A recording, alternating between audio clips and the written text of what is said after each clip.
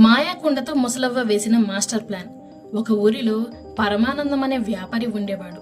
వాడు తప్పుడు తూకాలతో జనాన్ని మోసం చేస్తూ ఎక్కువ ధరలు వసూలు చేసేవాడు.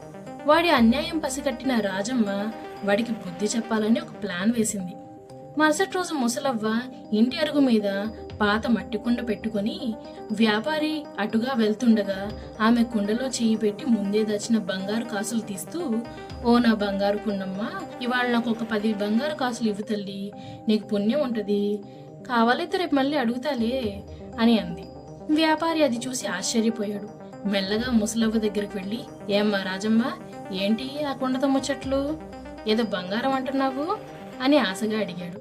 ముసలవ్వ అమాయకంగా, "అయ్యో ఏం లేదు బాబు, ఇది మా తాతలు నాకిచ్చిన మాయాకుండ.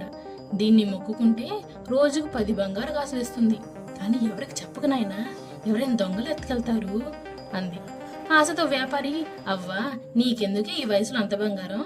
నీకు ఎలాగో ఎవ్వరు లేరు కదా. ఆ కుండ నాకు ఇచ్చి దానికి బదులుగా నీకు 1,00,000 రూపాయలు ఇస్తాను.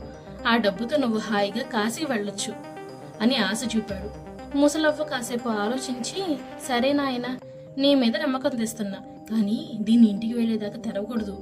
తెరిస్తే నీ మాయ పోతుంది, జాగ్రత్త" అని హెచ్చరించి 1,00,000 రూపాయలు తీసుకుంది. వ్యాపారి కుండను పట్టుకుని ఇంటికి పరిగెత్తాడు. తలుపులు వేసి కుండలో చేయి పెడితే కేవలం నల్లని మట్టి తప్ప ఏమీ దొరకలేదు. కోపంతో ఊగిపోతూ ముసలవ్వ ఇంటికి వెళ్ళి, "ఏమే ముసల్దానా, 1,00,000 రూపాయలు తీసుకుని నాకు మట్టి కుండ ఇచ్చావా? ఇందులో బంగారం లేదు కదా, కనీసం ఇత్తడి కూడా దొరకలేదు, నా డబ్బులు నాకు ఇచ్చేయ్" అని అరిచాడు. ఇంతలో ఊరి జనమంతా అక్కడికి చేరారు. ముసలమ్మ గంభీరంగా నవ్వి, "చూడండి బాబు, ఈ వ్యాపారి తప్పుడు తూకాలతో మన ఊరి జనాన్ని ఏళ్ల తరబడి మోసం చేస్తూనే ఉన్నాడు. వాడికి బంగారం మీద ఉన్న అత్యాశం చూసి నేను ఒక పాత మట్టి కుండ నమ్మాను. వాడు తూకంలో మనల్ని మోసం చేస్తే నేను వాడి ఆశతో వాడినే మోసం చేశాను. ఈ 1,00,000 రూపాయలు నా కోసం కాదు, వాడు దోచుకున్న డబ్బును వాడు మన ఊరి చెరువు బాగు చేయడానికి, బడి కట్టడానికి ఖర్చు చెయ్యాలి" అని అంది. వ్యాపారి తన తప్పు తెలుసుకుని మోసం చేయడం మానేశాడు. రాజమ్మ తెలివికి ఊరంతా జై కొట్టారు. నీతి: అత్యాశ మనిషిని గుడ్డివాడం చేస్తుంది. మోసం చేసేవాడికి అంతకంటే పెద్ద మోసగాడు ఎదురవుతాడు.